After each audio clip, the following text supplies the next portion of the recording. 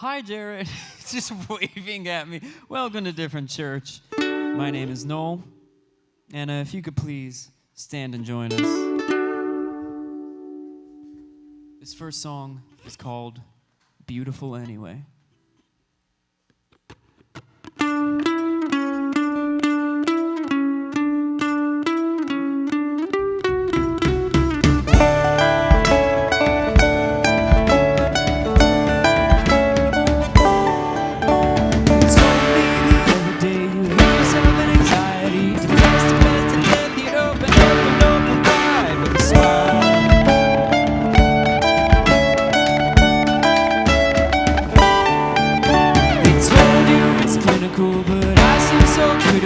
I wish I could convince the thoughts of people won't believe in we're alive.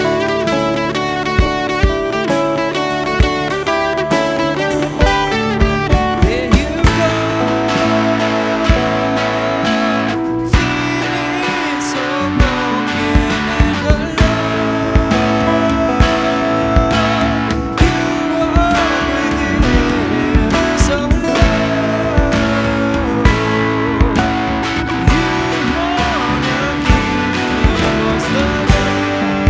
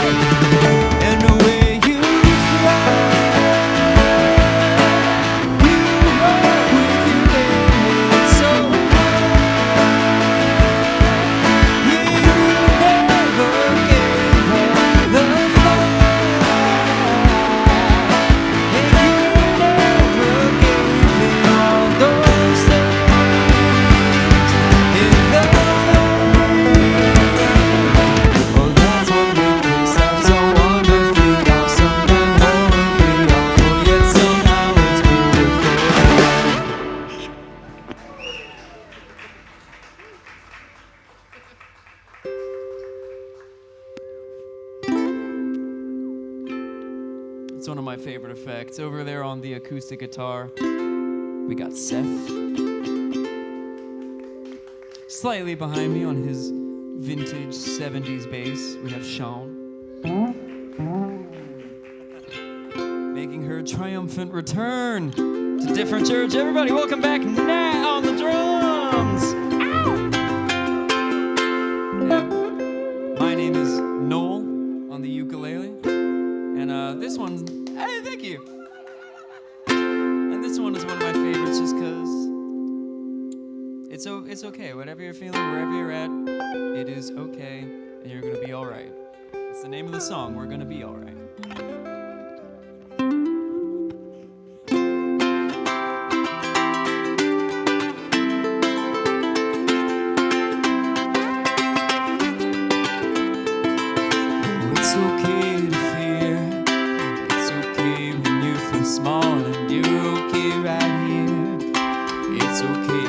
Nothing at all, and it's okay to find out what you thought you had ain't what you got, and it's okay to doubt, to learn what you're thinking or what you thought, and we are always in motion like the winds, the tides, the ocean, every day I'm born again. I wake up and feel that second wind. I said we're gonna be alright, we're gonna be alright. I see the look in your eyes.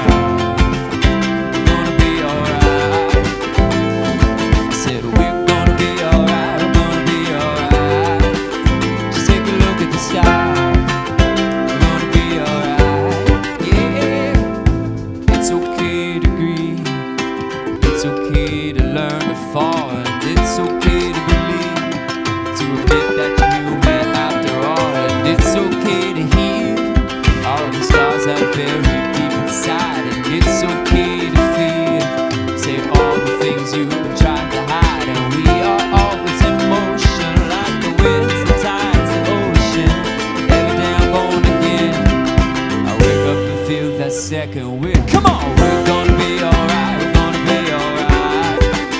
I see the look in your eye. We're gonna be alright.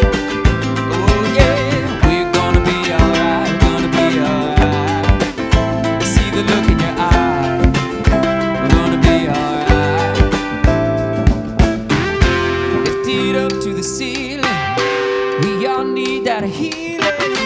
Let's get lost in the feeling.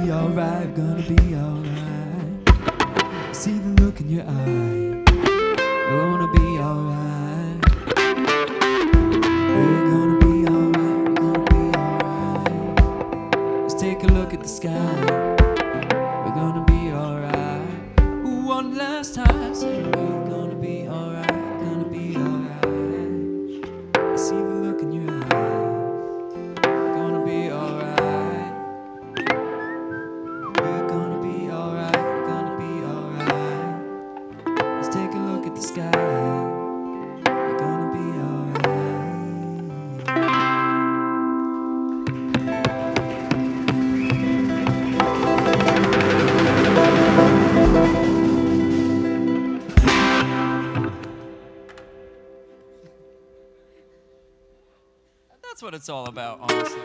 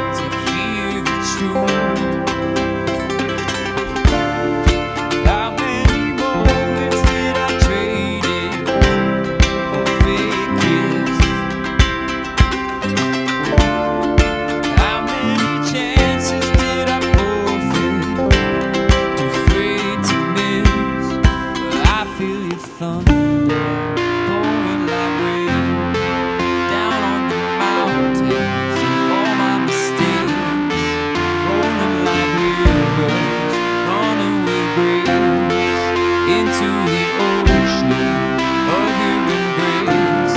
Your hand on my side, leading the way. 10,000 voices couldn't pull me away. I hear the music carries me. Oh, when we're standing face to face.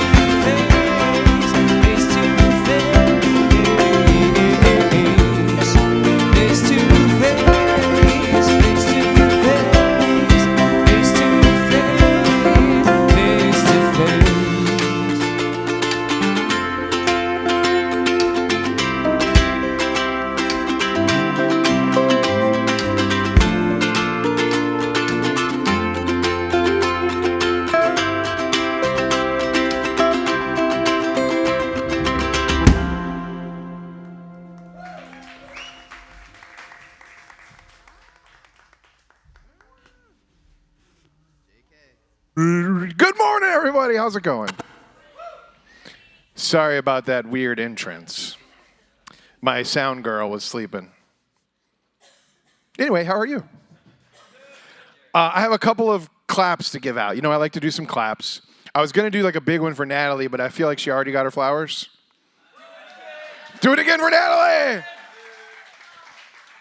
I feel like I want to, don't start yet. I want to do a little golf clap for Noel, because not since the days of yore, what I mean yours, Guyana, was there like a freestyle on stage where you were like groove up with the, like, what'd you say?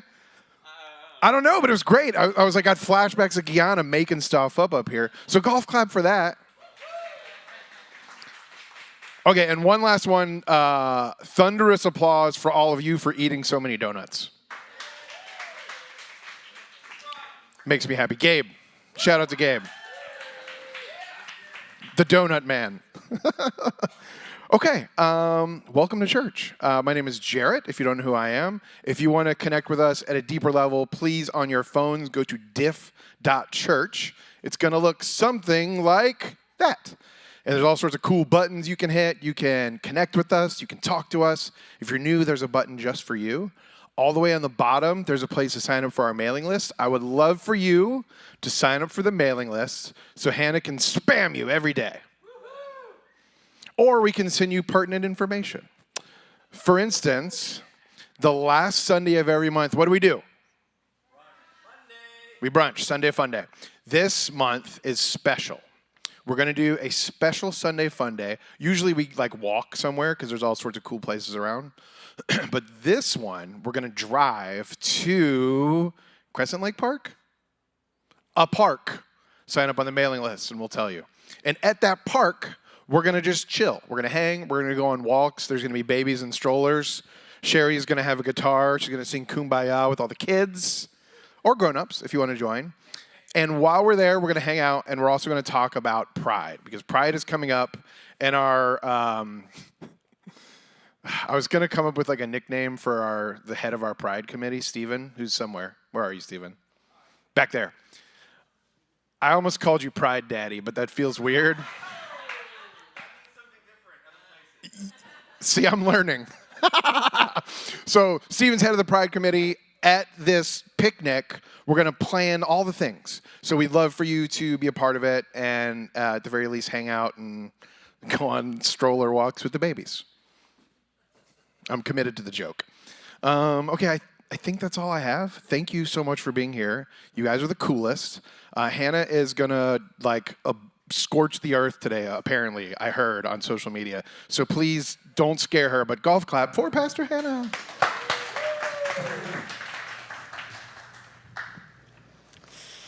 Oh, good morning. Could I have one of those stools from someone? Anyone?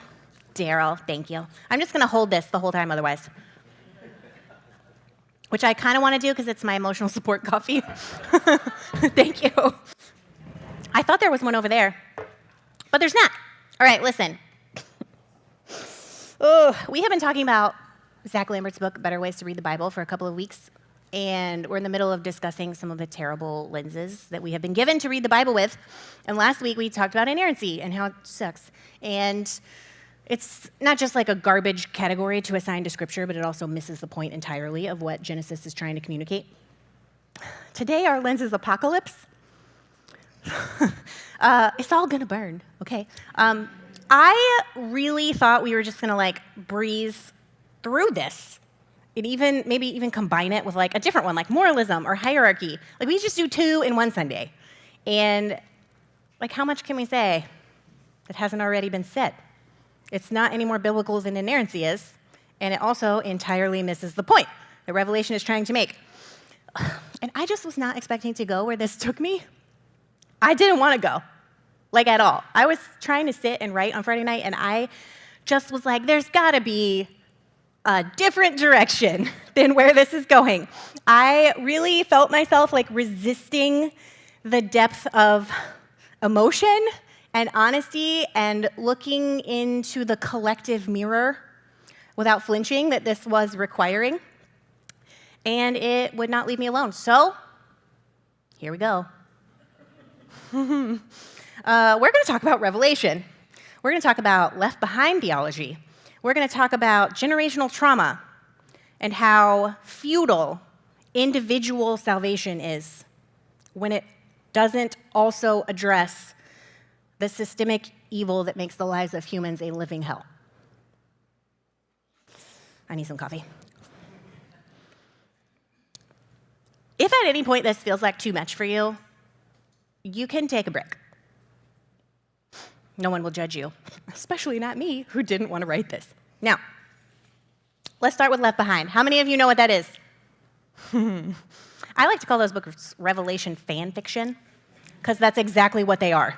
They are based on something called dispensational, pre-tribulational, premillennial eschatology, which is a ridiculous thing to say in conversation, so we're just going to call it Left Behind theology. This is a view of the end times that interprets Revelation as literal, like the moon is literally going to turn to blood, that kind of thing. And it ends in a brutal war in which Jesus, in the name of healing the world, kills all the non-Christians and burns everything down.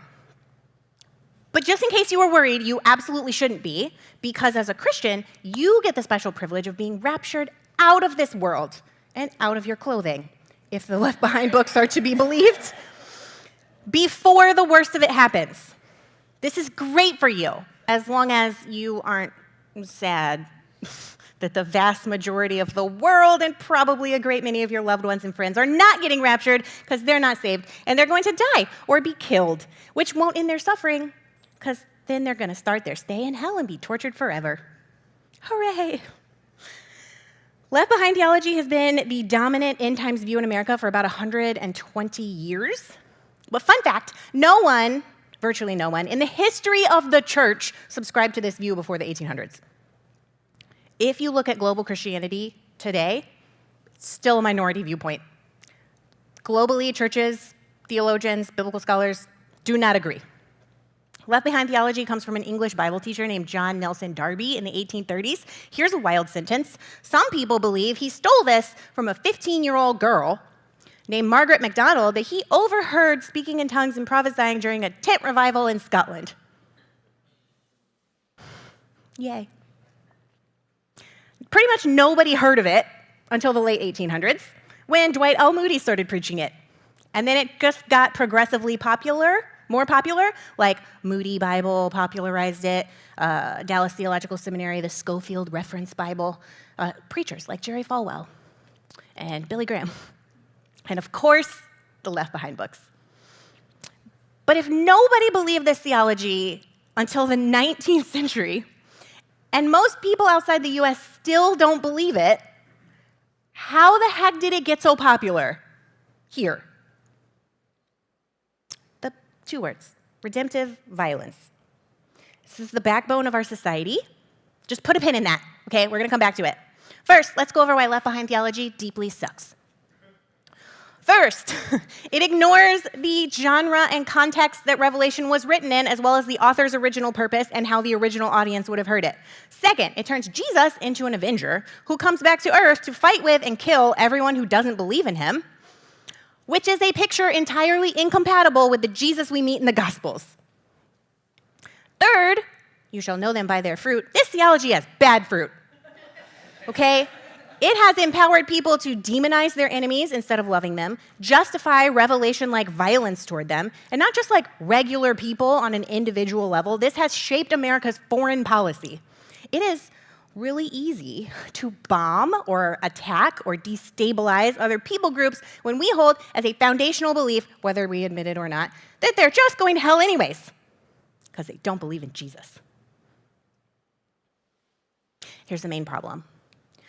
John, the author of Revelation, is not attempting to describe anything connected with the actual end of the world. Revelation is a political text. It is a piece of Christian resistance literature. And it's made up of two different types of literature, apocalypse and prophecy. Now, we use the word apocalypse to mean Armageddon, annihilation, the end of everything, Bruce Willis saving us all. When Revelation was written, that is not what it meant. It meant unveiling or revealing, which is how the book got its name, Revelation. It is not revealing some secret code that's going to help us decipher the end times. It is the revelation to the original audience of how to follow Jesus in the middle of the violence and the oppression and the horror of living under the Roman Empire.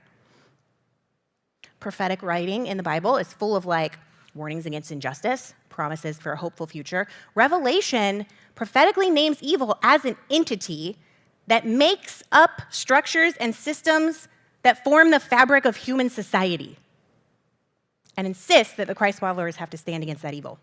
And they'll be empowered to do so by their faith in Jesus, who has conquered death, whose reign will outlast all the empires in the world, and who will restore everything that is broken. Essentially, Revelation was written to tell Jesus followers that the way of the empire was totally incompatible with the way of Jesus. Rome chose war over peace, hierarchy over equality, the protection and the enrichment of a few people over taking care of everyone. It used fear and shame and violence to maintain its power. We have no experience with any empires like that. Revelation tells the same story from different vantage points over and over. It repeats itself, and every time it repeats, a new layer is added. So there's personal transformation, and this is salvation. And then there is politics and empires that are built on violence and greed, crumbling and imploding, and this is also salvation. And then there is evil itself being disarmed, and the cosmic triumph of life over death, which is also salvation. It's all part of one overarching story about how Jesus saves the world. And Revelation tells the Jesus followers the battle was already won. Like, you just need to expand your imagination wide enough to take it in and believe it and see all the ways that Jesus is working for the freedom and flourishing of humanity, and then join him in that work. Do your part. Revelation 21 says, look, you've maybe heard this verse. God's dwelling place is now among the people. He will dwell with them. They will be his people. God himself will be with them and be their God. He will wipe every tear from their eyes. There will be no more death or mourning or crying or pain, for the old order of things has passed away. Scott McKnight says Revelation calls its readers to imagine a better future world and then to embody that world. Here's the problem. We aren't. We are not embodying that world. At the heart of a correct reading and response to Revelation, at the heart of a faith that is alive and well, is trust. Like, trust that what we do actually matters. Trust that how we live and we love is the most important thing. Trust that by embodying what we see, what we want to see in the world, things will change. Maybe excruciatingly slowly, but they will change. Trust that cosmically there is hope for healing and wholeness for all of humanity. I have to be honest, I do not have that. I do not have that trust. I have, at best, 50% of that trust. There are two competing ideas in my brain at all times. It depends on the day as to which one's winning. And they are everything matters and nothing matters. Like, on an individual level, everything matters. It matters how I treat you. It matters how I move through the world. It matters what I say and I do and I believe. And on a cosmic level, nothing matters. We're all going to die. Did you know that? Our existence is so fragile. The powers that be do not see us as anything more than cogs in a machine that they have designed for their own gain. We are not important, we are easily disposed of, and the percentage of what we do that will have a lasting impact is so small it's negligible. It's nice to live in my brain. There's a reason Ecclesiastes is my favorite book of the Bible, okay? If you haven't read it, it's basically 12 chapters of being like, everything is meaningless, life sucks, and then you die. And God set it up like that, so it's God's fault. I couldn't agree more. You'd think, given that I would be more depressed. But I also hold as equally true the postscript, the little tiny verse at the very end of Ecclesiastes written by someone else who is like, keep living anyways. All this is fine. Who cares? It's just who I am. But where did it come from? Because I am not the only person in my immediate or my extended family that thinks like this. It's a thread that I can trace backwards, at least to a certain point. Now, what I'm about to say may sound pretty woo-woo to some of you. Two things. First, just remember, you don't have to agree with everything I say. You can use your brain, but not just your brain. Okay, also use your spirit and your soul and your sanctified imagination and come to your own conclusions. And second, please remember I am a Pentecostal.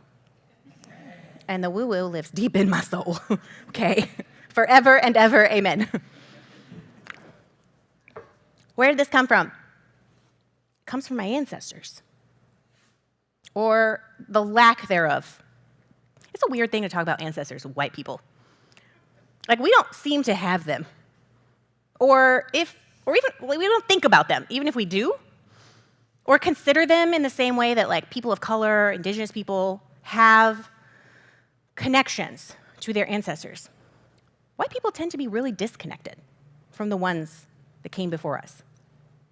And I look pretty white, and I suppose I am. But I am disconnected from my ancestors not because I don't want to think about them, but because the history does not exist.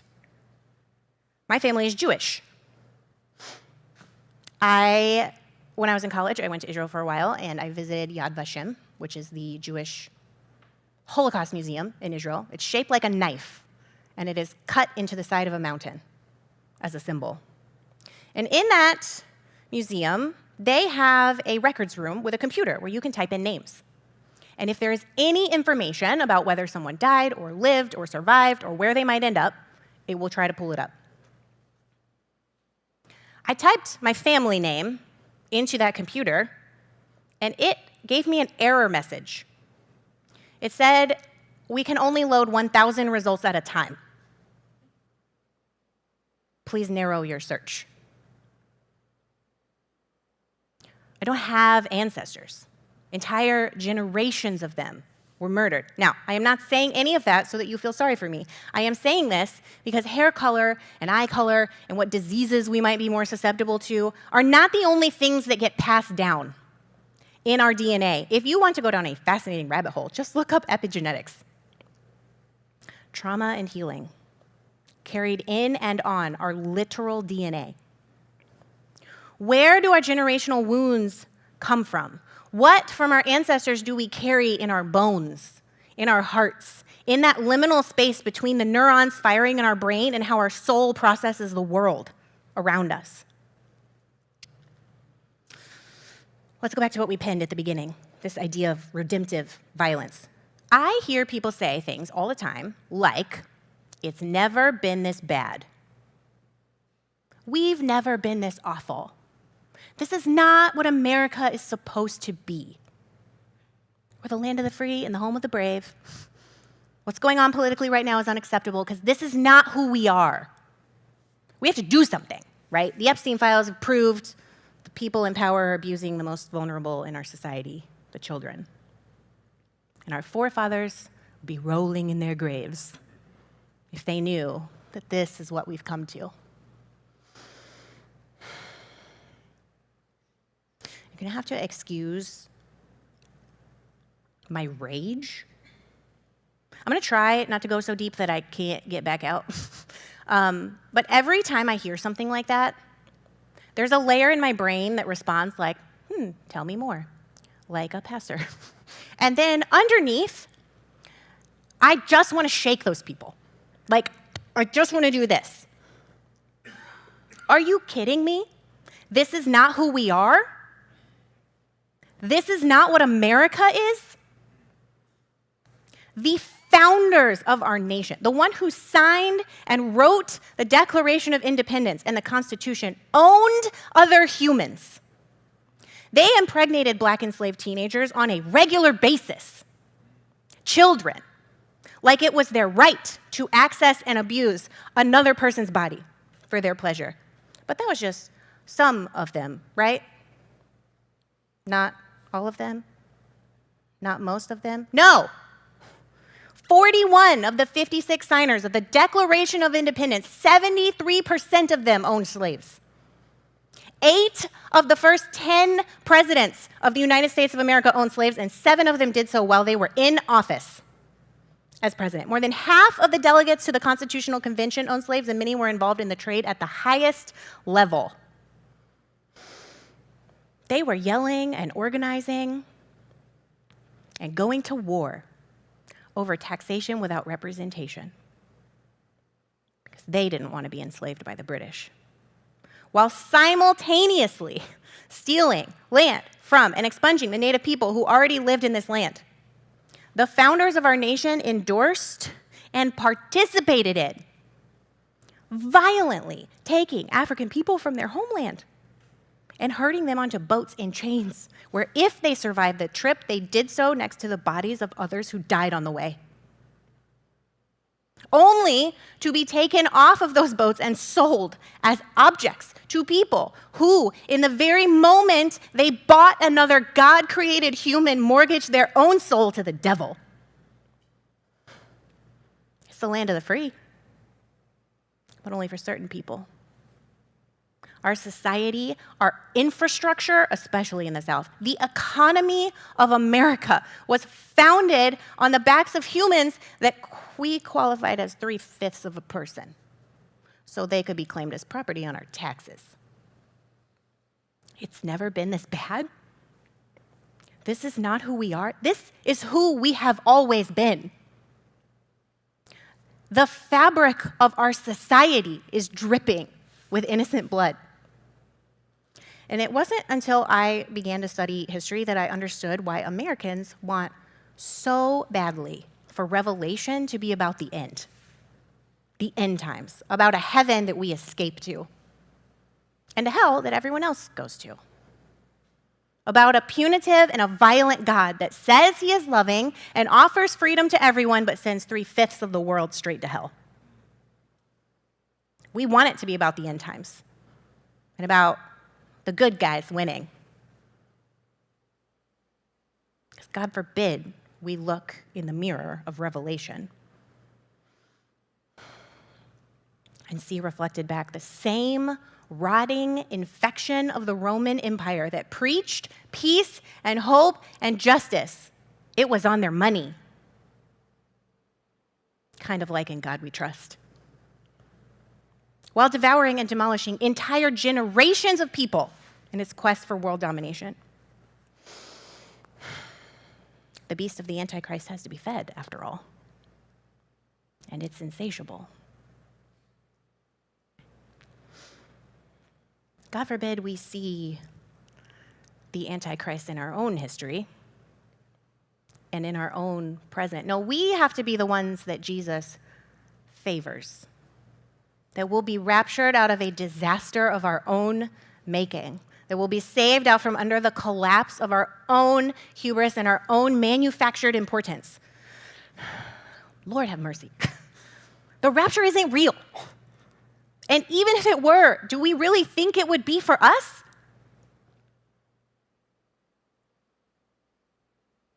When we think about the things that we struggle with, only as individual problems and not generational problems, not systemic problems, we can then blame individual people. We can demonize individual people, and we will never have to repent for our forefathers. We will never have to spend any of our resources repairing the shattered places in our history. I can say that my lack of trust is a personal failing, something that I'm working on between God and me.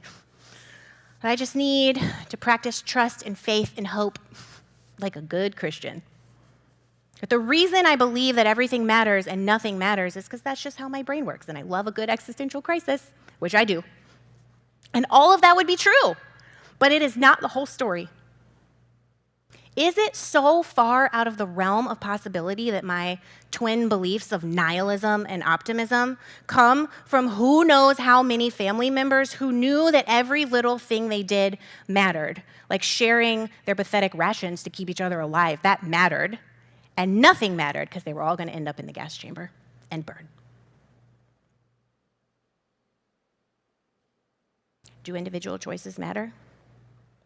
Yeah, absolutely. It's not the whole story.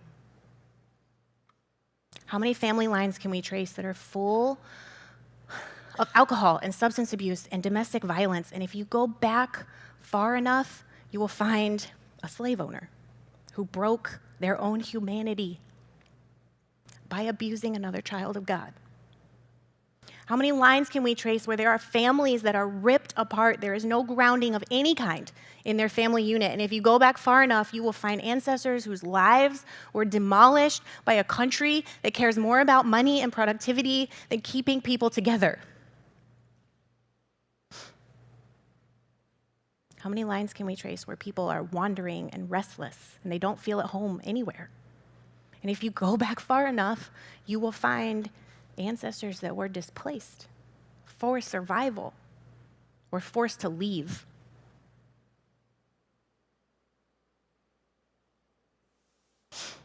Dang it. I did not want to go here, okay? I didn't want to go here when I sat down to write. It's too upsetting. It's too graphic. And so is Revelation, the book that gets tossed around happily in evangelical circles and held up as the hope of what God is going to come and do. Burn it down. Why would God have to? We did a pretty good job already. If God's answer for evil people was to destroy them, God did not have to send Jesus. He could have just sent in the tanks.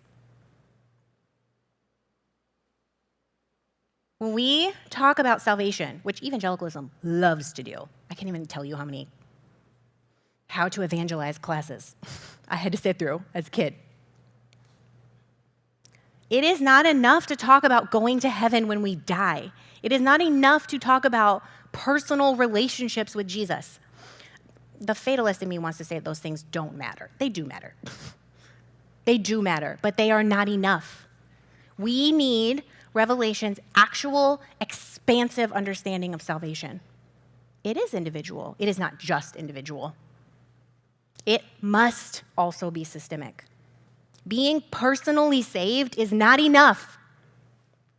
The empires that have sold, I was going to say their soul, but our soul to the devil has to crumble. We have to heal, not just forwards, but backwards. If the blood of Jesus is for all people, all time, everywhere, even those who came before Jesus was born, then so is the healing and the wholeness and the oneness that Jesus provides. That is the true purpose of atonement, not to save a sinner from the hands of an angry God. If you break atonement at 1 mint, for our fragmented, shattered selves to be restored, to be renewed, to be resurrected, for the dusty, very dry bones to live, like it says in Ezekiel. What is the hope of Revelation? It is not that we pop off to some magical land where there isn't any pain or sadness while everything here explodes. The new heavens and the new earth are not new. It's a bad translation. It doesn't say God's starting over. If God wanted to start over, could have done that already. It's a renewed heaven. It is a renewed earth.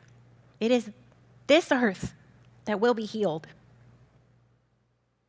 It is this earth that will be redeemed. Our passage from Revelation 21 says God's dwelling place will be with his people. Not that God's people will go off somewhere to be with God. That God will come and be with us, which if we actually believe in Jesus is not that far-fetched. God already did it.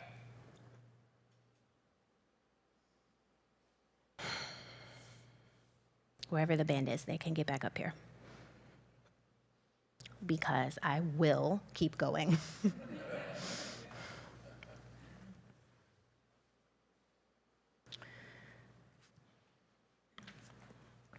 Verse 4 says, God comes and personally, intimately addresses every single person. It doesn't say there will be no tears. I'm sure you've all heard, when you get to heaven, there'll be no tears. It doesn't say that. Anyways, heaven's coming here. It doesn't say there'll be no tears. It says God will wipe them away. That God will hold humanity one by one as we sob and we shake and we scream of the pain that we have carried and the pain that was born in our bones. God will comfort. God will heal the ones that were irreparably wounded and the ones who did the wounding. The heartbreak that has been passed down and down and down, the curses, like Exodus says, the curses that extend to the 3rd and the 4th generations, God will replace with wholeness, with shalom, blessings that will extend for thousands of generations. We live in the already, not yet of God's kingdom. Not kingdom, kingdom, family. We are all God's children. And we have the ability to live in that grace and that wholeness already. And yet our world is still so broken.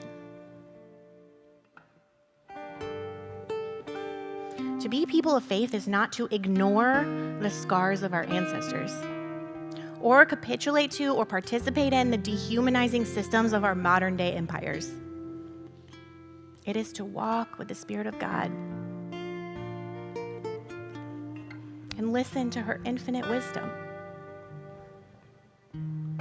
to emulate her care for us in how we care for each other. It is to follow Jesus, knowing that the destination is less important than how we resist evil and love each other on the way. It's to trust in God, even when it seems like nothing matters. To trust that the cosmic resolution to the problem is not to burn it down, but to heal it.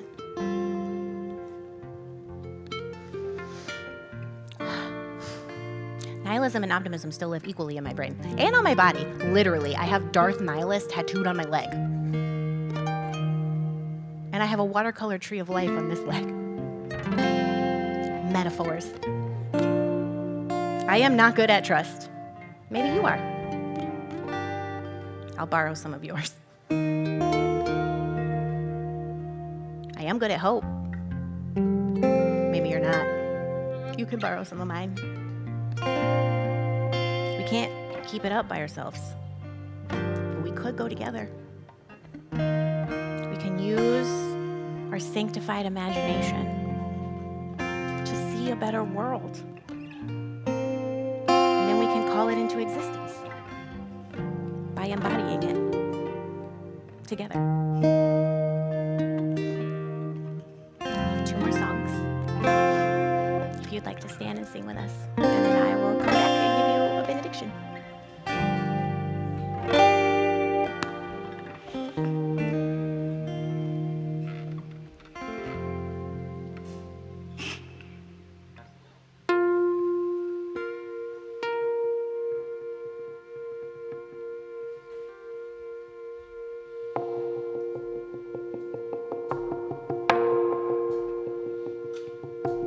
There is not a man or a beast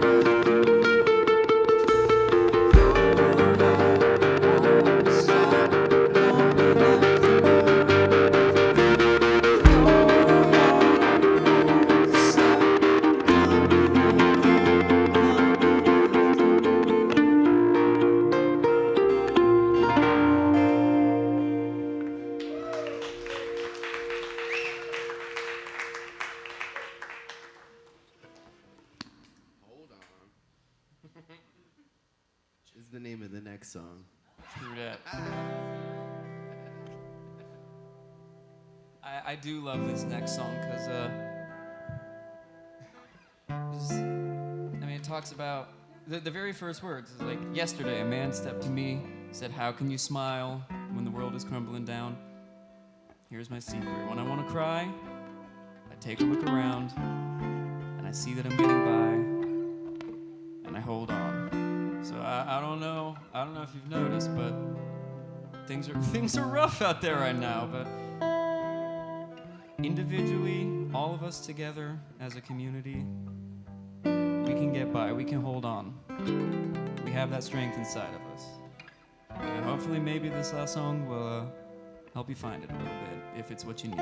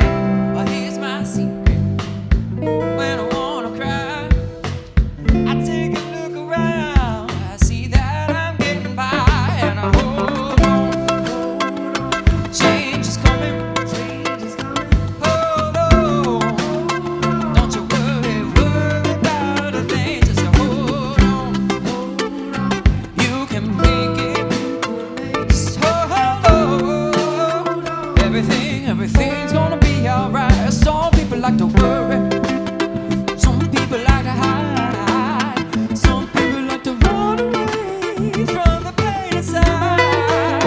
Now that's the easy. Do whatever you wanna do. If it don't work out, here's what you got to do. Just hold on. Change is coming. Yeah, hold on. Don't you worry about a thing. Just hold on. Yeah, you can make it. Just hold on. Everything's gonna be alright. When the troubles in life weigh you down, just lift your head up. Woo. When the love you seek, it's hard to find. Don't give up, just be strong. Give the faith and hold on. Change is coming. Hold on. Don't you worry about a thing. Just hold on. Yeah, you can make it. Just hold on. Everything's gonna be alright. Just hold on. Change is coming. And don't you worry about a thing. Just hold on. Yeah, you can make it. Hold on. Everything's gonna be alright.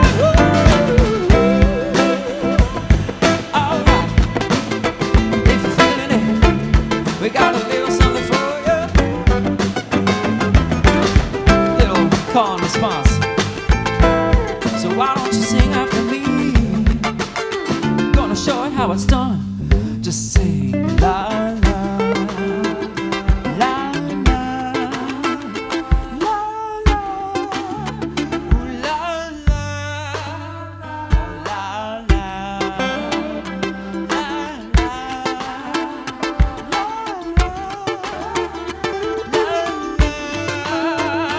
Hold on. Change is coming. Hold on. Don't you worry about a thing. Just hold on. You can make it.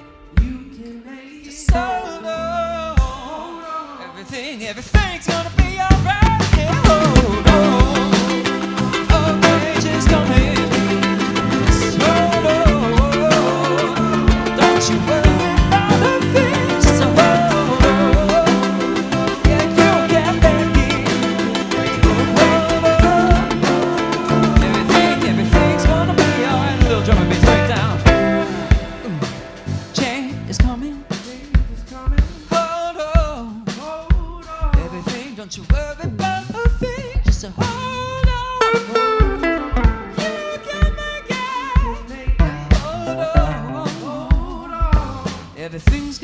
be alright. Just to hold on. Hold on. You can make it. You can make it. Hold on. Hold on. Don't you worry about a thing. Just to hold on. Hold on. Yeah, change is coming. Change is coming. Hold on. Hold on. Everything's gonna be alright. Yeah, yeah, yeah, yeah.